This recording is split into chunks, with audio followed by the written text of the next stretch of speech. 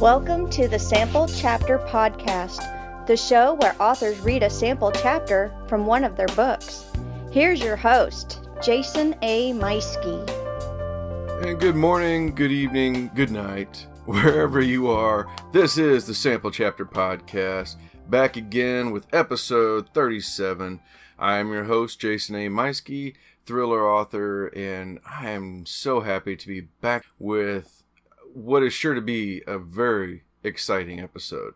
I've got all kinds of fun stuff to talk to you about. I guess just to start off, I want to make sure everybody's aware of our social media sites, because it's very, very important for you to, especially in the coming weeks, you're going to want to make sure that you reach out Facebook and Twitter. Find us on there. That's the Sample Chapter Podcast on Facebook and Chapter Sample on Twitter, or you can just search Sample Chapter Podcast. Find us on both of those, like us, follow us, so that way you don't miss out on any news. The big news is that we are going to be moving soon, moving host sites real soon. The show has been growing and growing, and for the longest time we've been with Podcast Garden. They've been very, very good to us, but unfortunately the needs of the show have kind of outgrown what I can do with Podcast Garden, and so reluctantly I will be moving here very soon.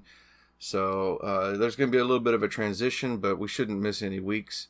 And all of the links here within the next couple weeks, they might get a little fuzzy. You may have to resubscribe, but I'm going to make sure and keep you updated on all that as it happens, and let you know if you need to resubscribe or anything like that. It's an exciting time. I'm looking forward to the change, and I just above all, I want to make sure and thank first and foremost Podcast Garden for having been a wonderful host for almost a year that we've been in existence. So they are a fantastic site if you are looking for a place to start or looking for other podcasts. Podcast Garden has been very, very good to us, and it's kind of sad that we're leaving, but we will be. I do recommend them for anybody out there looking to start a show, or if you're looking for other shows like ours. So stay tuned. Like I said, don't forget to find us on social media and like us. That way you don't miss out on any episodes, and we'll be sure to let you know. Yeah, it's an exciting time here at Sample Chapter. If you need to reach out to us, you can use any of those methods. If you want to reach out and let us know about an author that you would love to talk to, or hear me talk to, if you'd like to hear about a book that they've got. If you are an author, let's say you just finished your first book and you're trying to figure out how to get word out, well, get a hold of me. I would love to talk to you. I would love to have you read a chapter from your brand new book. I know how you feel. Getting that first book done is extremely exciting, and you just want to shout it out at the top of your lungs to everybody in the world saying, I wrote a book. Please read it. Love me. I know that feeling. So yeah, reach out to me. Let me know, and I will be more than happy to talk to you about coming on the show. If you know somebody who's perhaps they are a very well-established author or even traditionally published, well, you know what? I'm more than happy to talk to them as well. Robert McCammon, if you're listening, I've been talking to Hunter. Make sure, reach out to me. I would love to have you come on. I know today's guest would love to have you come on as well.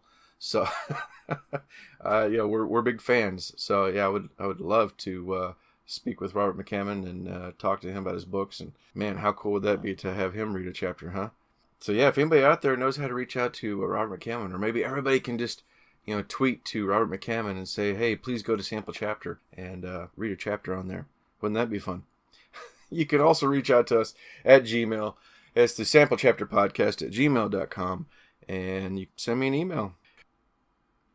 So I do want to say also a big thank you to our other sponsor, U-Store All of Warrensburg, Missouri. I've been watching them, running by every once in a while, checking out their brand new buildings. They are the premier place in the Warrensburg area for self-storage.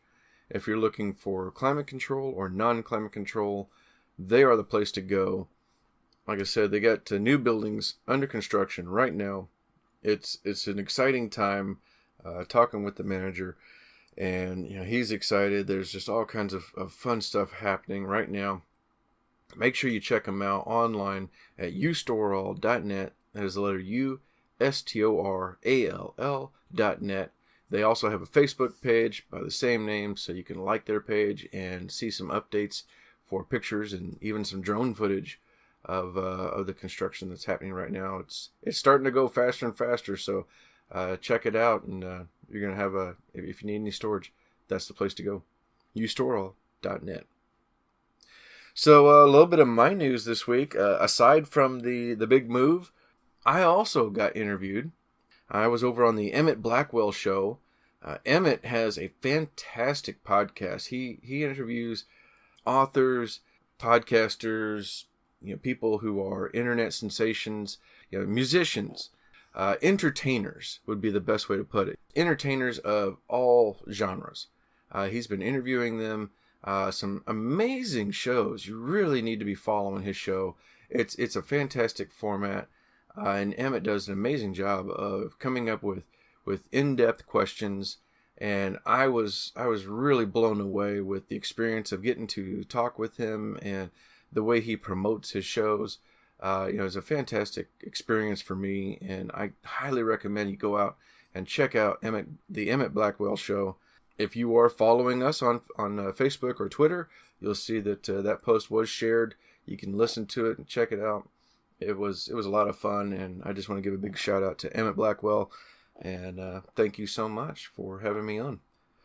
Next week, I've been teasing for a while, but next week I will be having a very, very special guest on the show. Like I said, I've been teasing it for some time. It's none other than 80s actress Diane Franklin.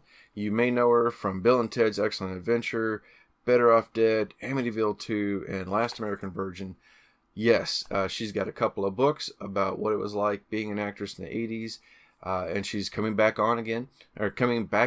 She's got new movies. She's been active here in the last few years again, and we had a wonderful conversation, and yeah, you're going to want to tune in. It's very, very exciting. It's next week. October 16th is when that episode will drop, so make sure that you tune in to check out Diane Franklin and her reading not just a sample from one book, but from two books. So it's a brand new exclusive to Sample Chapter Podcast. Very exciting times. But that's next week. This week, I had, such a fun conversation talking with a guy who lives in a dark cave off the Jersey Shore. That's right, I'm talking about author and podcaster Tim Meyer. Tim and I mean, we've never met before, but I've been following him. He's a part of the Project Entertainment Network, which, once again, it's a big throwback and a callback to Armand Rosamilia. He's got a fantastic thing going on, Armand does, and I've been having a blast working my way through, talking with all the exciting authors that are a part of this. And Tim is definitely one of the fantastic authors out there, and he's got a great show. It's called the Aperture Hour podcast. Him and his wife and a good friend of his, they go on every week. They're discussing movies and movie news, doing some trivia. It's such a fun podcast. It's another one that I highly recommend that you check out. Tim's got some amazing books and such cool covers. His latest book, The Switch House, which you're going to hear a sample from today, it's burning up the charts. It's been doing really, really well. I'm in the middle of reading it myself, and it's, oh my gosh, whenever I do get a chance to read it, it's very hard to put down. It's just, I'm in one of those times where, like I said, as you know, I got a lot of things going on. I've been very, very busy. So when I read it, I'm just devouring it, and it's just, oh my gosh. And then I have to put it down, and, it's just getting that time to get back to it. And it's a fantastic book. You're going to hear that sample that he reads is thrilling, to say the least. Like me, he's also a Robert McCammon fan, so I know he would be looking forward to, Mr. McCammon, if you are listening. Tim and I both would love to have you come on the show, read a sample chapter from your books. Let's make it happen. What do you say? And if anybody out there is interested, make sure you reach out to Tim, because he knows where to find the best shrimp salads anywhere along Jersey, probably anywhere you go. He's probably already found them. That's an inside joke. I'm going to go ahead and get us on over to my conversation with the one and only Tim Meyer.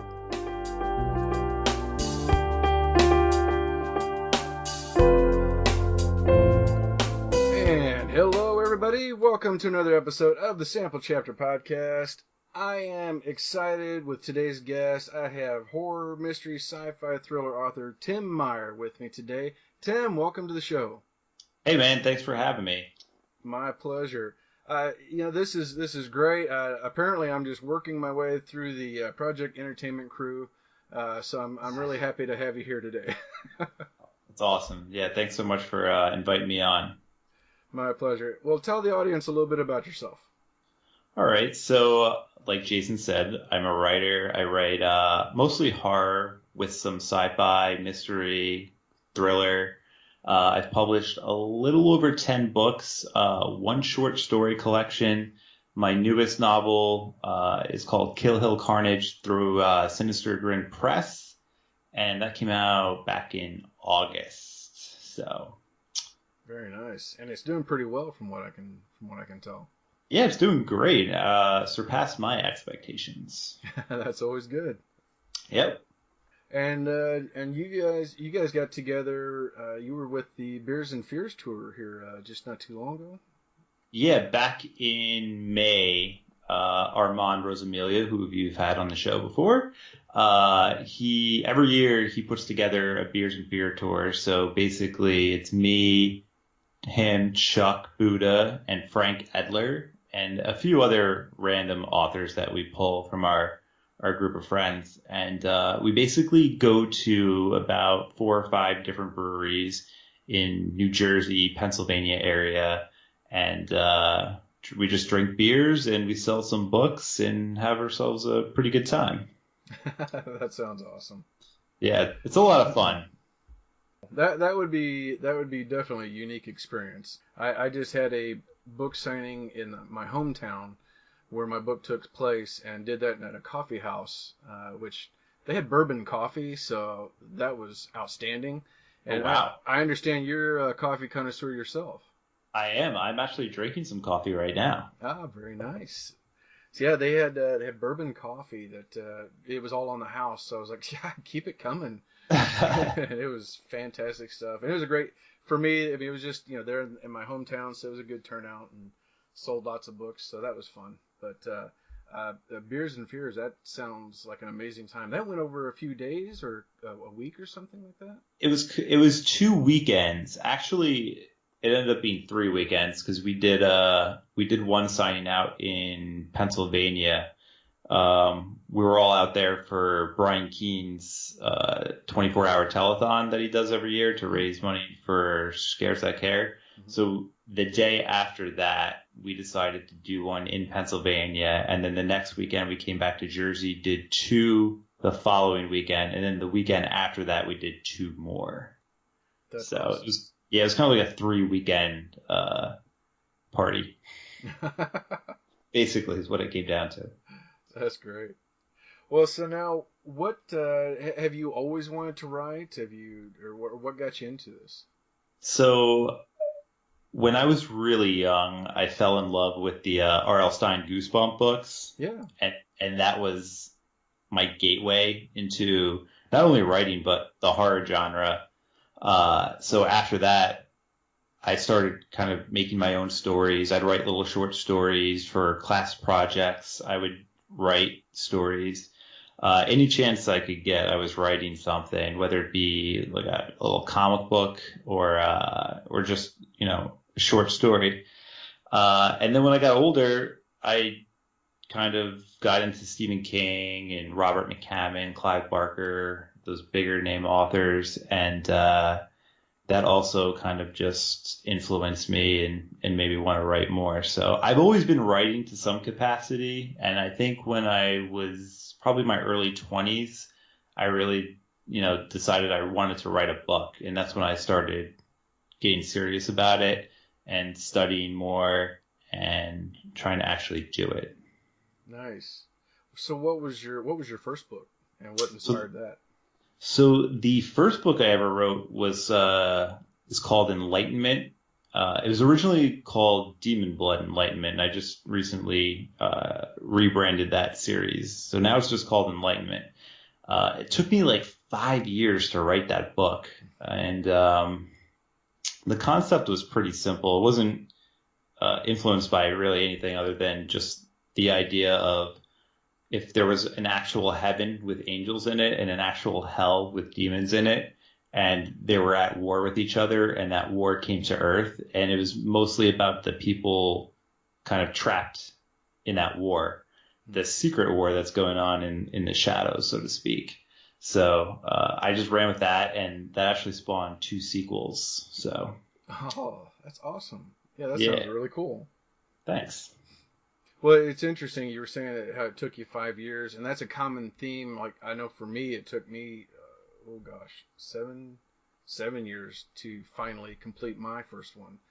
And that's just what happens with a lot of authors. Is it seems like that first book, it's a work in progress. It's a passion project, something that comes out. What advice would you have to authors? Because one of the things I want to do here on the show is always encourage people to, don't give up, keep going with that first book. So what encouragement would you give somebody who's trying to get that first book done? Oh, man, that's a good question. So if I could go back and do it all over again, I probably wouldn't write a 170,000 word book. That was my first mistake. Because that book, that's one of the reasons why it took so long to write, is because it was just a massive, massive novel. So I would say best advice would be to start small, maybe do short stories or novellas first, just to get some things done and under your belt, and then kind of work up to writing a novel. Because I think writing a full-fledged novel, first of all, your first novel is always going to not be that good. Before I'd written that, I had tried to write about 3 or 4 other novels that I'd gotten like 40,000 words into and just stopped because I hit a wall. So I think starting small first is better than diving right into a big novel. That would be my advice. Yeah, that's great advice. I just kept rewriting the first few chapters. I just kept going back and saying like, well, this is crap. This isn't going to work. And I just stayed away from the middle totally. I think I wrote the ending once or twice, but then I went back and would rewrite the first few chapters. So. Yeah, and that's the thing too. Like, writing is revising to me. So a first draft doesn't really mean anything. It's just getting it all out there, basically everything in your head, just getting it onto paper, and then you can always go back and change things, and you can always go back and make it better. So I think that's the other thing I would kind of focus on if you're writing for the first time is don't worry about it too much. It doesn't have to be perfect because you can always go back and make it better. Yeah, that's fantastic. I totally agree, man. So what has been, out of all your books you've written so far, do you have a favorite, or is it like the latest one's your favorite? Yeah, I think the newest one is always the favorite just because it's always the best thing you've ever written. Because we're always progressing as writers, right? We're always getting better. And the Switch House, the book I'm going to read from later, is getting like a lot of really good reviews. And I'm very happy with the reception that it's received. So I think that might be my favorite currently, but it could change in like a month. I don't know. We'll see what happens. Awesome. So on top of writing, you're also a podcaster with the Aperture Hour. Let people know what this show's about. So it's me, my wife, and my friend Chad. The 3 of us sit down every week and we talk about movies or television shows, anything that has to do with the visual storytelling experience. And we basically review movies and television shows, talk about them. We'll have a topic each and every week.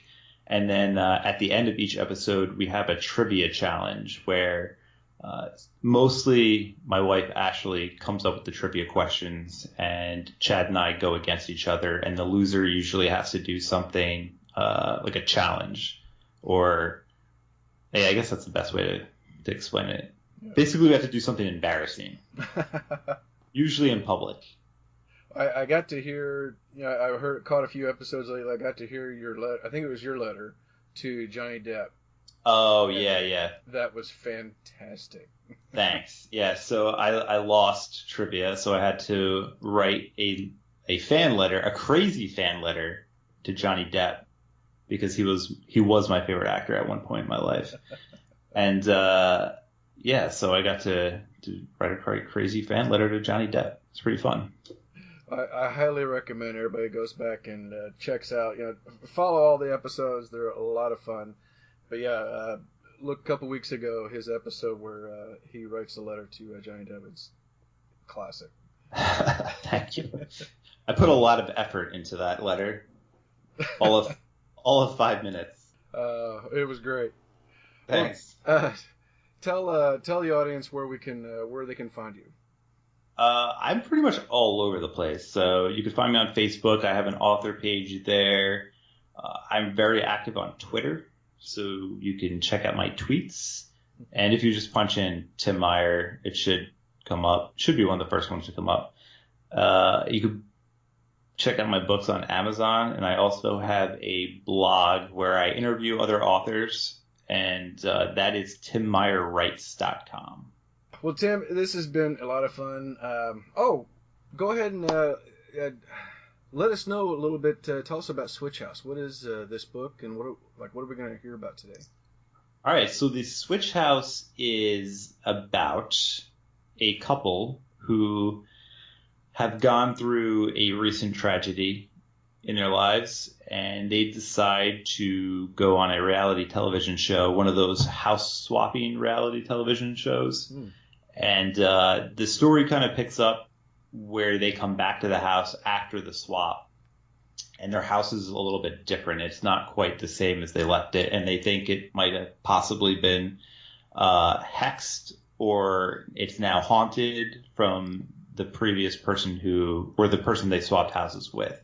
So that's kind of where the story picks up. The part I'm going to be reading from tonight is just the intro scene, or the prologue, if you will. Mm-hmm. So it's actually a dream sequence. Ooh. So, awesome. But it kind of gets the story started and kind of, tells a little bit about the house and the situation that's going on. Very cool. All right. Well, I can't wait to hear this. So, cool. I really appreciate you coming on. It's been a lot of fun to talk to, and yeah. So, ladies and gentlemen, Tim Meyer with the Switch House. Cool. Awesome. Thanks. Here we go. The house stands in the middle of the dirt road, the nexus of everywhere. Overhead, the skies roll in a spreading blanket of tumbling fog. The sun hides somewhere beyond, however, the gray lid makes it impossible for significant light to appear. A shadowy shield buries this place, this vast emptiness of non-existence. The house stands on a property belonging to no one. The property consists of a front lawn, a backyard, a stockade bench stained the color of dead autumn leaves, and a deluxe swing set showing little wear. The windows remain intact. The marine blue vinyl siding rests in perfect condition, the shutters expertly hung, darkly colored to accent the blue. The roof, no less than a year old, is free from mildew stains. Where the property ends lies a colorless wasteland, an endless lot of desolation filled with dirt and gravel. And if anyone was to dig beneath the empty plots, they might discover a skeleton or two, or 12, or 1,000. Impossible to tell how many souls have wandered this endless place, come to live, leave to die. The house is a tomb, not her tomb, not yet, but a tomb nonetheless. She walks up the stoop and approaches the front door, the blood-red barrier between the cool atmosphere grazing her exposed arms and legs, the fireplace-heated interior, which will warm her from the inside out. She slips the key into the lock and pushes the door open. Who gave me the key? She asks the dream's absent architect. Access rides within you, child, an omnipotent voice replies, supplying her veins with ice. No matter how warm and cozy the inside of the house may be, she thinks she'll never shake that frigid feeling from her bones. The birth sensation clings to her, infiltrates her pores, and nests in her marrow. She decides to keep her questions to herself from here on out, though in this place, in this everywhere, the rules are different, and she doubts her mind will remain silent, even if that's her wish. And of course, another presence lurks beyond her, invisible and almighty. The phantom has followed her up the stoop, through the front door, and into the living room. It breathes in her ear. She spins. Nothing there but the open doorway and the barren wasteland yonder. She stares at the entryway as the exterior landscape warps and twists, the image swirling like toilet water. After the desolate ashen world of perpetual ruin melts away, the view fades and embodies a starry black expanse. She realizes she's looking at elements of space and time in the face, and her mind feels like a cheap piece of glass ready to break, ready to crumble, ready to cut and draw blood. She blinks and discovers the door has shut itself, turning the black nothingness away, the prospect of eternal madness temporarily kept at bay. She faces the living room. The house appears differently than its real-life counterpart. In real life, lilac walls hold up the ceiling, and a wrought iron table stands by the stairs, displaying a fresh bouquet of either roses or violet pansies. In real life, the floors are always swept and polished, so much so that guests marvel over their crisp reflections. In real life, the plush leather couch faces an 80-inch television screen, mint as the day it was manufactured. Here, now, in the middle of the everywhere, the house's interior decor lies in havoc. The couch is ripped and torn, tossed before a television screen appearing to have been smashed by a mallet, a mess of wires hanging from its open face like a mouthful of electric spaghetti noodles. The vase near the stairs holds dead black flowers wilted and filling the air with stomach-churning fragrances reminding her of rancid meat. The floors have been scratched and muddied with boot prints. The walls are no longer lilac. In fact, they hold no color. And they're moving. Not moving in one direction or the other, not gliding, but writhing, crawling, wriggling, squirming. It takes her a moment to realize the walls are alive, pulsing with maggots. But it's not just the walls that are alive, the house itself is alive, and she hears the drum of its heartbeat along with her own. She watches herself walk toward the kitchen. She hears footsteps ahead of her and stops. She's waiting for something to happen, waiting for the omnipotent driver of this dream to steer her in new directions. That, or she's waiting for the architect to grant her access to her own bodily functions so she can run like hell, run like the devil's chasing her. Because he is. He's over her shoulder, whispering thoughts, sharing intrusive images, marking her, prepping her for permanent residence in the belly of the Everywhere Land. The devil. Well, not the actual devil, but something like him, something that schemes with nefarious intentions, that lures, beckons her deeper into hell with a long taloned finger. Some unnamed thing. The shuffling grows louder. She stays frozen, her feet stuck to the urethane-coated floor, feeling like a fly in a spider web. And the spider is coming. A small thing appears in the doorway, separating the living room and the kitchen, a shadow belonging to a small boy. A tiny boy, a little baby boy. Older now than she was when she last saw him. He's covered in mud, dripping with shadows and some clear viscous slop that reminds her of embryonic fluid. Through the shade and the sludge coating his flesh, she sees the whites of his eyes, the stark brightness of his baby teeth. She can't tell, but she thinks he's smiling. Such a good boy, a nice boy, a happy boy. "Mommy," the boy says. But as he speaks, she notices differences, specifically the throaty gargle deepening his voice. No, not a boy.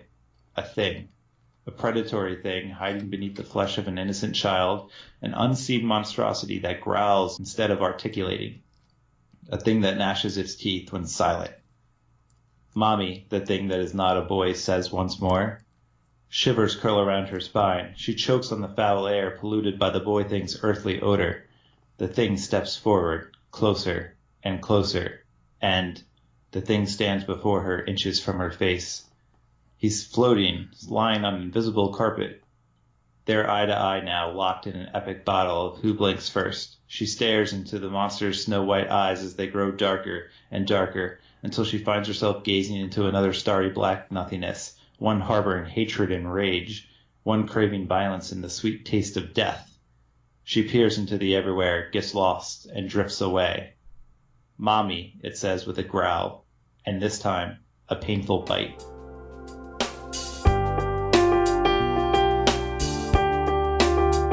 And there you go. That was Tim Meyer reading from his latest book, The Switch House. Didn't I tell you that was thrilling? Man, I mean that. I'm enjoying the book. I know you're going to enjoy it too. So make sure you are following the links to get your own copy of the book. Follow him on Facebook, Twitter. Don't forget to go to his website and blog for lots of fun stuff and writing advice.